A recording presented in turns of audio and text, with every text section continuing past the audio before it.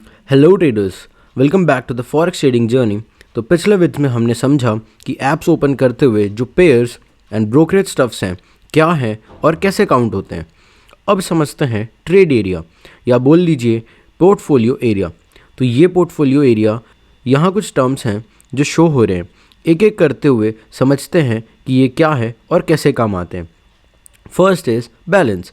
यहाँ जो नंबर्स हैं वो एक ऐसा नंबर है जो शो करता है कि आपके पास इन टोटल कितना मनी है जो आपने डिपॉजिट किया है या फिर एक ट्रेड के बाद प्रॉफिट या लॉस होने के बाद बचाओ, राइट। अब जस्ट उसी के नीचे है इक्विटी।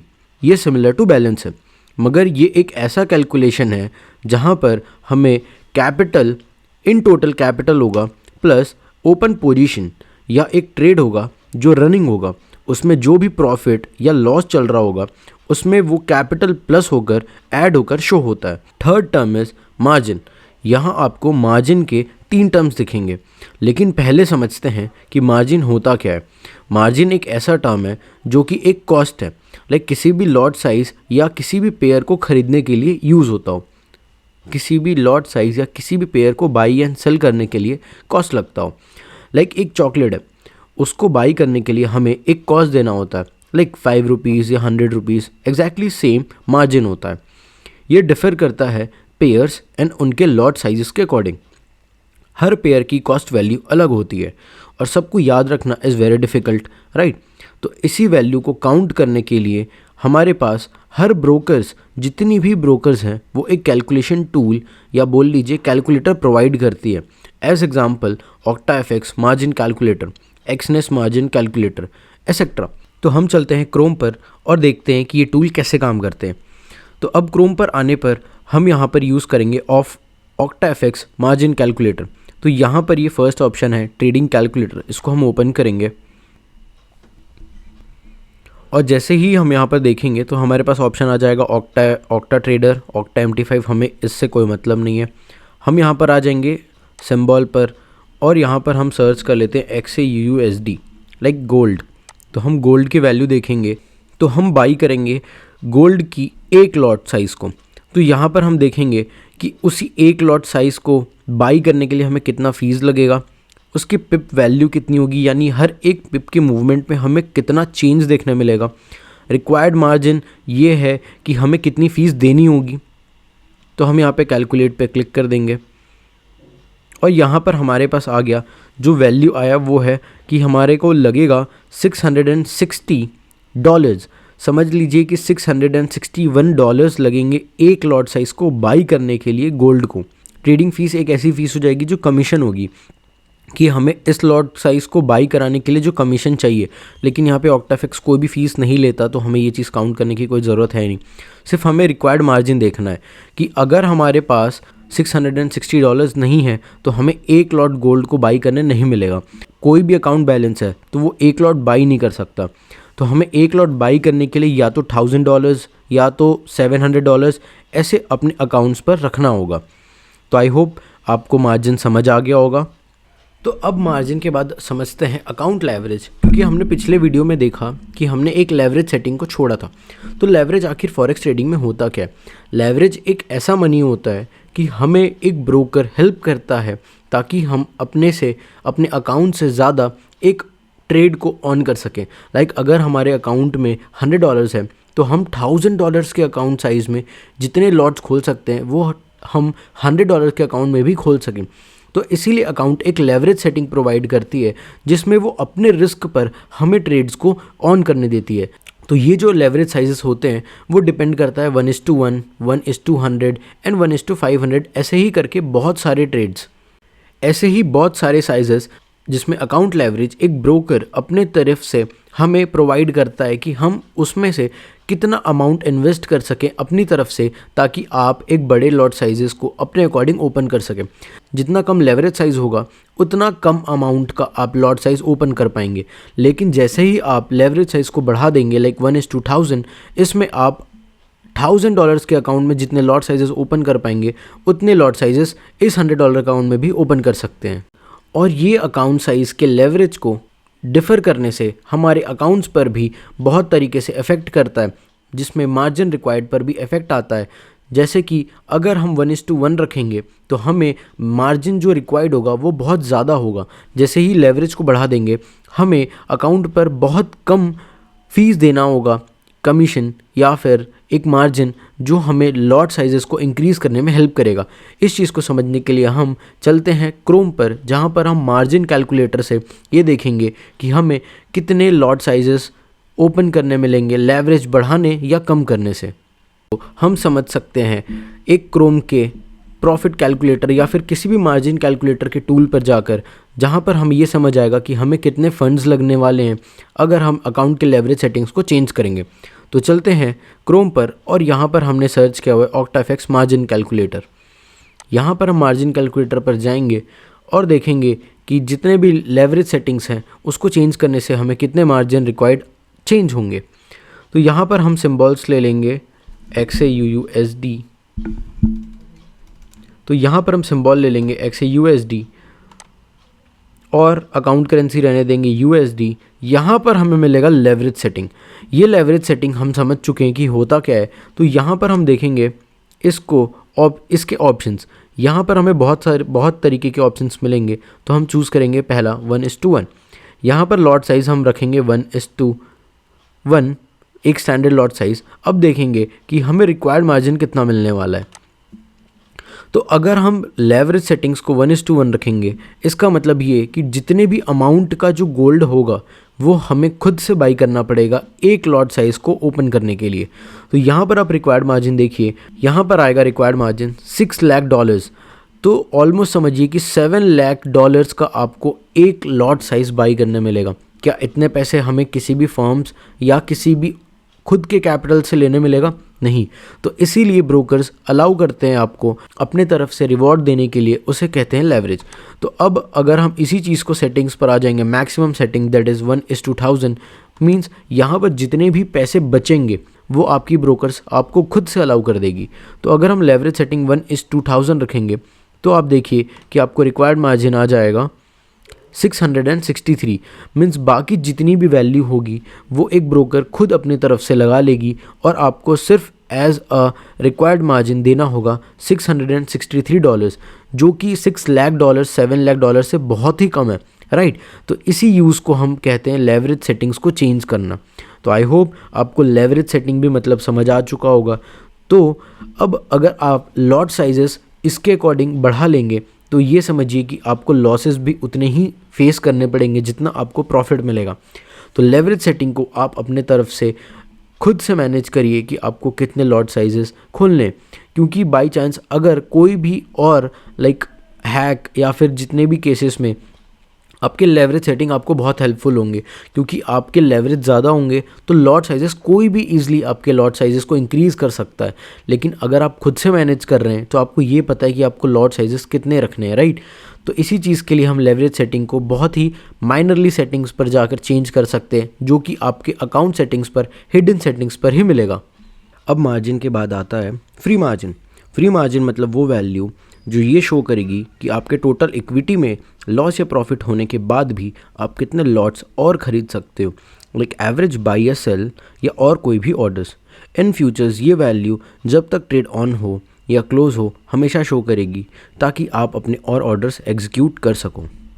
अब आते हैं पोजीशंस की ओर कि पेयर्स एंड स्प्रेड्स के बाद लॉट साइज़ क्या होता है, हमें कितने लॉट साइज़ खरीदने हैं और कैसे खरीद सकते हैं। आफ्टर नोइंग फीस, ये लॉट साइज़ डिपेंड करता है हमारे कैपिटल पर कि आप कितनी वैल्यू रिस्क कर सकते हैं। लॉट साइजेस यहाँ 3 वेज में डिवाइडेड हैं, मिनी, माइक्रो एंड स्टैंडर्ड। एकदम इजी वे में समझते हैं। माइक्रो मतलब एकदम छोटा लॉट साइज़ जो होगा 0.01 से लेकर 0.1, इस बीच में आप कितने भी लॉट साइज़ मार सकते हैं, लाइक 0.02, 0.03 एंड मोर। उसके बाद आता है मिनी लॉट साइज़ जो होगा 0.1 से लेकर 0.99 तक। एग्जैक्टली अगर ये 1 हो जाएगा तो ये डिफरेंट साइज़ काउंट होगा, लेकिन हम इस बीच में जितने भी लॉट साइज़ मारेंगे लाइक 0.2, 0.5, 0.6, ये सारे मिनी लॉट साइज़ काउंट होंगे। इसके बाद आता है द स्टैंडर्ड लॉट साइज़, मतलब the full quantity of any pair. ये एक्सीड हो सकता है 100 लॉट साइज़ तक, as depends upon broker you choose, like 5 lots, 6 lots, 7 standard lots, 10 standard lot, ऐसे करके हम 100 ऑफ लॉट्स खरीद सकते हैं। अब लॉट साइज़ बड़े होंगे या छोटे होंगे तो प्रॉफिट या लॉस तो होगा ही। ये काउंट कैसे होगा? वेरी इजी तरीके से समझते हैं कि प्रॉफिट एंड लॉस काउंट कैसे होगा। ये एंड रिजल्ट होता है आपके ट्रेड लेने के बाद कि आपने ट्रेड को कट किस वे में किया है, या प्रॉफिट में या लॉस में। ये ऐसे काउंट होगा कि आपने ट्रेड अपने डायरेक्शन में लिया है या अगेंस्ट द डायरेक्शन में जाने से।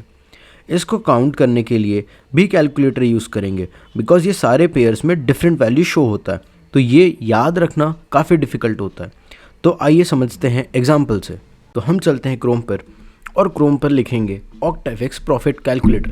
यहाँ पर हमारे पास पहला ही टूल जो आ जाएगा, पहला ही सर्च आ जाएगा प्रॉफिट कैलकुलेटर। इसको ओपन करेंगे और ओपन करने के बाद हमारे पास यहाँ इतने सारे ऑप्शंस आ जाएंगे। करेंसी या पेयर पर ट्रेड कर रहे होंगे वो सेलेक्ट कर लेंगे। तो हम बेसिक से एग्जांपल लेते हैं गोल्ड का,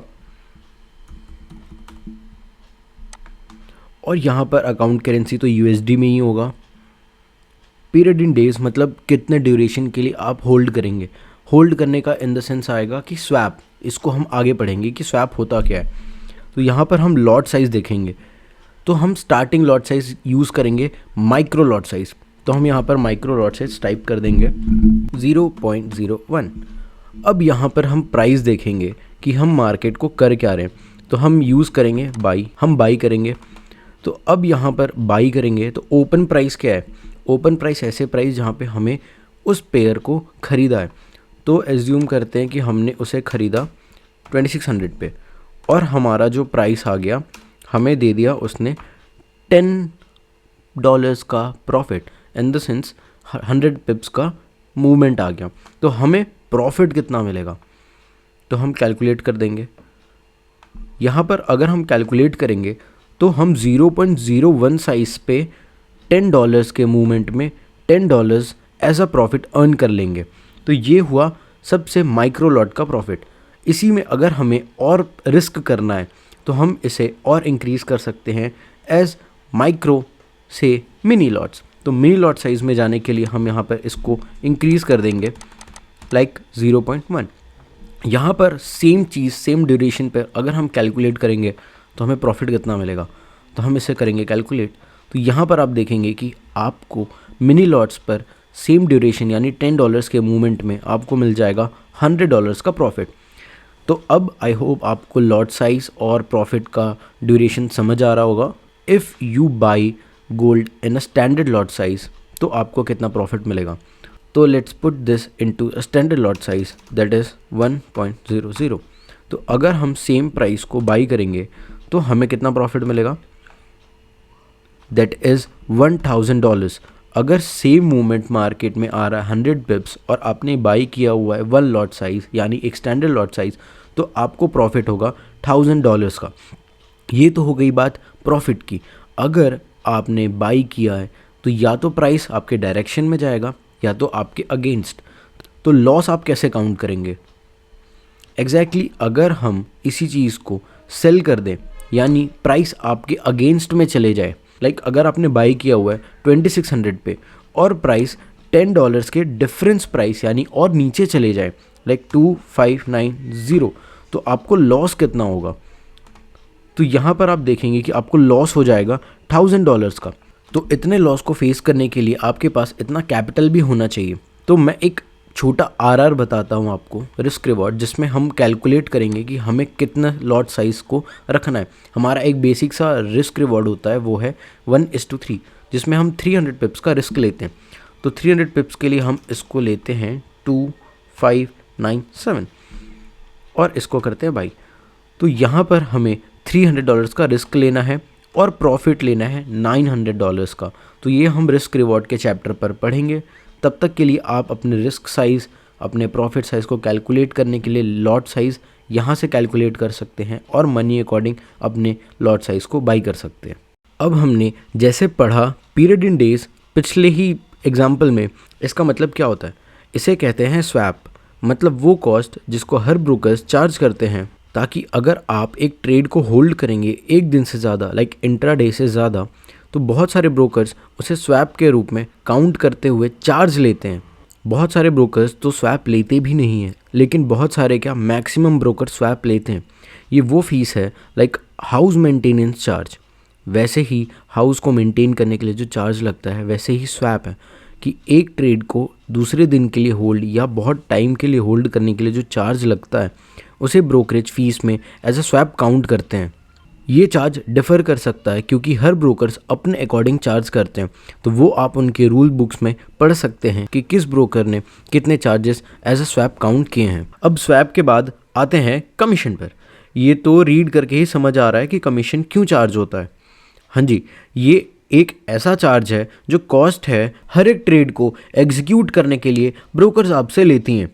लाइक आप जितने बार भी ट्रेड लोगे, कोई भी बाय या सेल, वो उतने बार आपसे एक कॉस्ट चार्ज करेगा एज अ कमीशन। स्वैप तो सिर्फ होल्ड करने के लिए लेते हैं, लेकिन कमीशन जितने बार आप ट्रेड लोगे उतने बार चार्ज होगा।